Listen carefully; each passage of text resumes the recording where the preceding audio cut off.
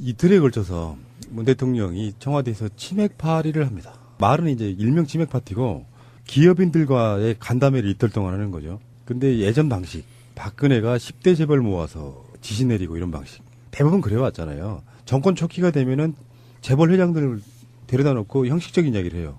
재벌들 기업 하기 좋은 나라 만들어주겠다. 그렇지만 기업들도 일자리 좀 창출해줘. 뭐 이런 식인 거거든. 항상 의례적인 거란 말이에요. 근데 이건 일종의 끝장 토론 같은 거예요. 의제도 일단 없어요. 시나리오가 없다는 얘기예요. 그리고 시간 제한도 사실상 없다. 그래서 언제까지 몇 시에 끝날지를 모르는 건데 일부 기업인들과 뭐 그 유명한 가뚜기, 오뚜기에서도 나온다고 하고요. 그래서 지금 방송하는 시작에 어떤 결과물이 나오진 않았기 때문에 우리가 뭐 결과를 전달해 드릴 수는 없는데요. 이런 것들이 주는 의미가 굉장히 저는 특별하다고 봅니다. 왜 그러냐면은 사실상 기업 재벌했던 사람들은 박근혜 같은 정권을 만나면은 박근혜 입맛에 맞춰주면서 자기들의 이익을 추구해요. 근데 김상조 공정거래위원장의 임명에서 드러나듯이 사실 우리나라 적폐들 중에 상당히 그 비중이 큰 적폐 중에 하나가 이제 재벌이나 대기업들 또는 이게 또 나중에 증세라든지 이런 걸로 연결이 되는데 일단 기업들과 허심탄회 이야기를 한다는 측면. 그래서 뭐 최근에 삼성이 일자리를 무지무지하게 만들었다면서요? 몇 자리? 7,000개인가 뭐 발표하더라고. 에이 참. 네. 아니 그런데 제가 이 치맥 파티에 호프 파티에 보면 경제인 간담회 초청받은 기업들의 면면을 보면 지금 청와대 입장에서는 재계 기업 순위 오뚜기는 빼고 특별 초빙이고요. 재계 기업 순위 1위부터 잘라나가서 27일 날은 짝수에 해당하는 기업들, 28일 날은 홀수에 해당하는 기업들을 간담회를 한다고 했어요. 그런데 정말 저는 이 이름들을 보고 깜짝 놀란 게 왜 홀수 기업들은 다 적폐 기업일까? 이상해요. 삼성, SK, 롯데, GS, 현대중공업, KT, 한진. 따로 모았어, 따로 모았어. 이게 왜 그렇게 홀수에만 몰려 있을까? 짝수에는 보면 그렇게 박근혜 이명박 정부 시절에 그렇게 국민들의 고요를 뽑아먹고 엄한 짓들 비교적 안 한 애들이고요. 홀수는 다 그래. 짝수에서 포스코가 빠졌어야 돼요. 아, 그럼 그건 있죠. 근데 홀수 기업들은 다 그래. 명정님 음모론 실패. 포스코 때문에.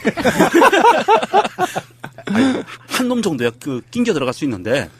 근데 어쨌든 이 방식이 굉장히 민주적이고요. 네. 그렇습니다. 그리고 27일 날 현대, LG, 포스코, 한화, 신세계, 두산, CJ, 오뚜기. 요 나쁜 놈들이 오는 거고요. 28일 날 삼성, SK, 롯데, GS, 현대중공업, KT, 한진 늦자고 없는 놈들이 오는 거예요. 근데 왜 이렇게 둘이 잘랐을까요? 아니, 짝수와 홀수로 나눴대요. 그러니까 왜 나눴을까요? 그러니까 재계 순위로 1등과 3등과 이런 식으로 이렇게 비율을 다 맞추고 이틀간 한다는 게 저는 중요하다고 보는 게 네. 충분한 대화를 나누겠다. 그 얘기입니다. 네. 그리고 왜 20분 동안 청와대에서 서서 맥주잔으로 건배할까요? 일단 술 먹여놓고 해롱군에 간 상태에서 니들 일자리 좀 더 만들어 이거 아닐까? 아니 문재인 대통령이 공수부대 출신이잖아요. 이런 개새끼 한 대씩 쏘자놓고 이 500 맥주잔으로 한 대씩 대가리 까놓고 예전에 누구 생각난다. 이 새끼들 조인트 한번 까고 시작해야지. 어쨌든 그건 농담이고요. 이게 바로 문재인 대통령이 앞으로 대기업 개혁을 어떻게 할 것인가의 그 무서움이라고 할까? 좀 살떨림. 니네 두 패로 갈라놓을 테니까 할 얘기 다 해봐. 내가 다 들어줄게. 뭐 없어. 우리 뭐 순서도 없어. 어떤 놈이든 할 얘기 다 해봐 한번. 내가 다 들어줄게. 이 얘기거든요. 무섭지 않아요? 전 무섭게 느껴지는데. 그러니까 지금 이틀 동안에 예. 그 첫날은 이제 오뚜기 회장도 참석하지만 양일에 다 참석하는 기업인이 한 명 있어요. 그게 박용만이에요. 박용만 누군지 아시죠? 두산 회장. 네. 그 나름대로 소통 잘하는 사람 중에 하나죠. 트위터도 하시고요. 네. 제가 한번 이태원에서 오토바이 타고 가다가 횡단보도에 탁 섰는데 그때 박용만 회장이 제 바로 앞으로 지나가면서 저랑 눈이 딱 마주친 거예요. 그래서 그날 바로 집에 도착하자마자 트위터로 회장님 아까 횡단보도에서 봤던 핑크색 헬멧 쓴 오토바이 소녀입니다. 만나서 반가웠습니다. 이렇게 보냈거든요. 그랬더니 기억납니다. 막 이러면서 바로 또 리플을 해주셔가지고요. 박용만 회장하고는 특별히 이 말 중에 뭐가 숨어 있는 줄 알아? 박용만 회장도 자기가 궁지처럼 돋보였을 거라는 거지. 박용만 회장이 이쁜 여자 알아보는 거야. 그렇게 되는 거야. 근데 넘어가시고요. 지금 재벌들만 만나는 건 아니고 재벌들을 시작으로 노동계도 이렇게 비슷한 형태의 호프 파티 할 것 같고요. 예. 그다음에 중소 중견 기업 또 하고 벤처기업부를 중심으로 해서. 예, 소상공인도 할 것 같고 그래서 그 경제 주체들과의 만남을 이어가면서 사실은 무슨 이야기 할지는 다시 뻔해. 지금 재벌들 만나면 문재인 대통령이 무슨 이야기 하겠어요? 일자리 창출하라 이 얘기겠지. 그러겠지. 예. 근데 일자리 창출하라고 무조건 말하진 않을 거예요. 그렇죠. 지금 여러분들이 사정이 어떠시냐고 물어볼 거예요. 그럼 재벌들 입장에서 뻔히 데이터가 나와 있는데 거기다 대놓고 우리 어려워 죽겠어요. 막 이렇게는 못 한단 말이에요. 지금 돈 벌고 있는 건 다 재벌들밖에 없잖아요. 예. 그렇다 보면 이게 재벌들 입장에서도 어떤 시대적 흐름, 현 대통령이 갖고 있는 생각, 일자리 창출이라든지 등등에 협조적으로 나올 거란 말이죠. 그래서 이렇게 한번 만나는 것만으로도 상당히 분위기가 되는데 재벌들이 그렇게 솔선수범하게 되면 그게 밑으로 미치는 파급 효과는 이건 낙수 효과가 있는 거예요. 그렇죠. 예. 이런 방식으로 갈 것 같고 그래서 재벌들 져버리고 싶어. 무릎 꿇려놓고 몽둥이 들고 빠따 들고 니들 돈 얼마씩 내 이런 형태는 아니기 때문에 재벌 기업들 모아놓고 보통 무슨 짓을 했냐면은 뒷구멍으로는 다 돈 받았잖아요. 그렇죠. 그렇죠. 예. 무슨 재단 하나 만들고 거기 출연하라고 출연 기금 받고 박근혜도 그랬고 예. 이런 방식으로 해서 소통을 하는 것 자체 이게 국민들 보기에도 보기 좋은 거예요.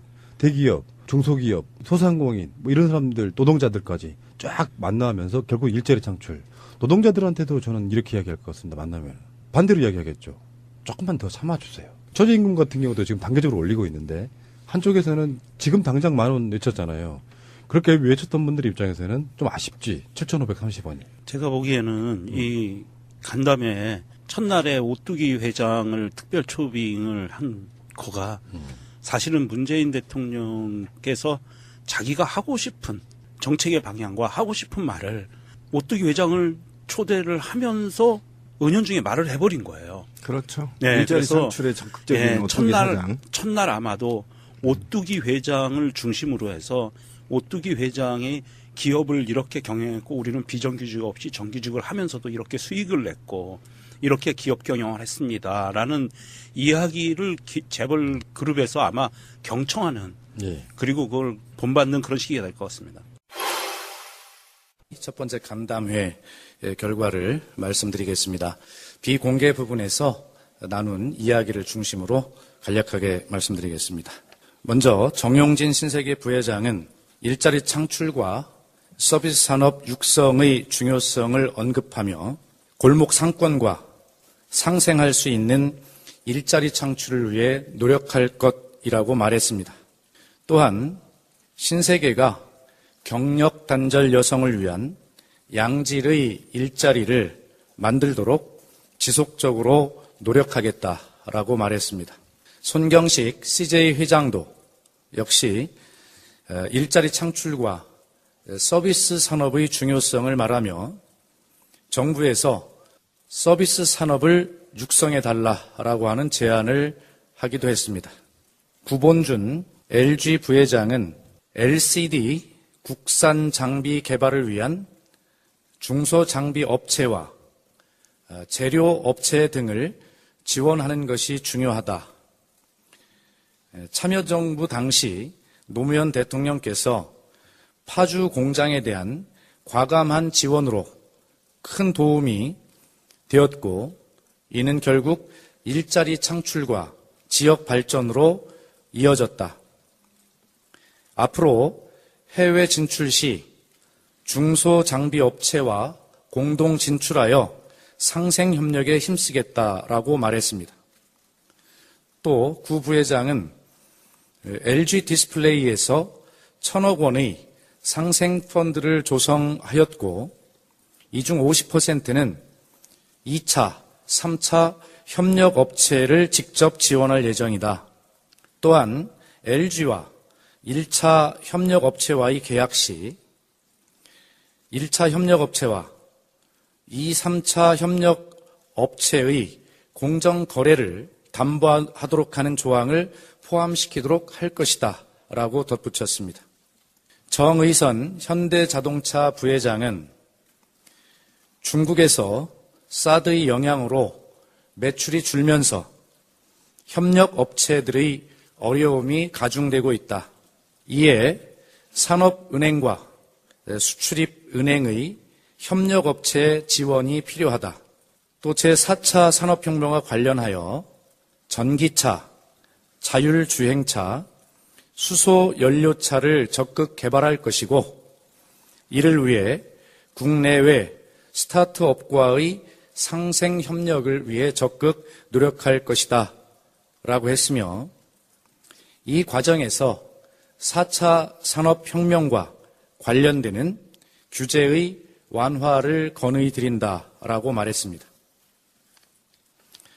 박정원 두산 회장은 만약에 신고리 오륙호기를 중단하는 것으로 결정이 된다면 주 기기를 공급하는 두산중공업의 매출 타격이 불가피해질 것이 우려되지만 해외에서의 사업 기회를 많이 가질 수 있도록 해외 진출을 적극적으로 모색할 것이라고 말했고 이에 문 대통령은 해외 진출을 적극 지원할 것이다 라고 화답했습니다.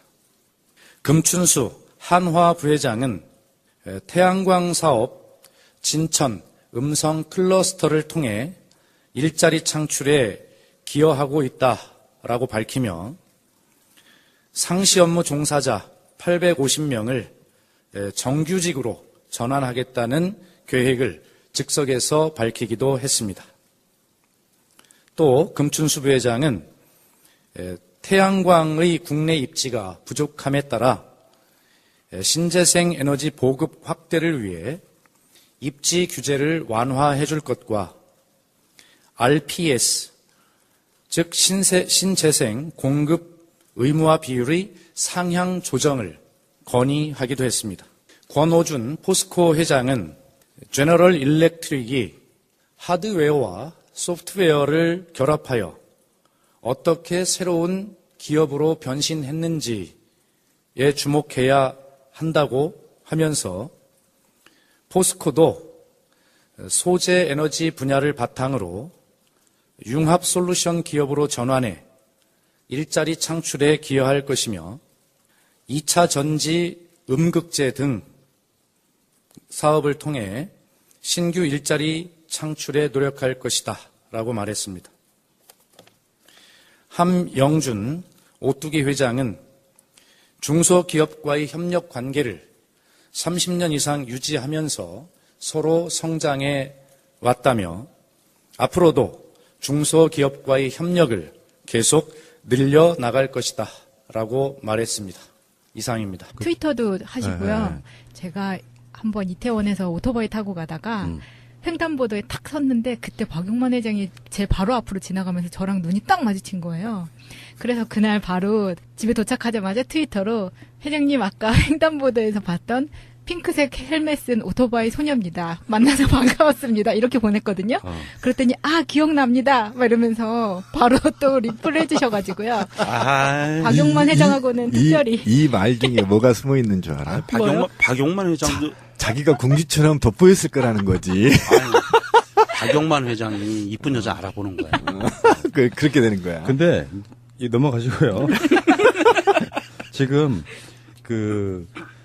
재벌들만 만나는 건 아니고 재벌들을 시작으로 노동계도 이렇게 비슷한 형태의 호프 파티 할 것 같고요. 예.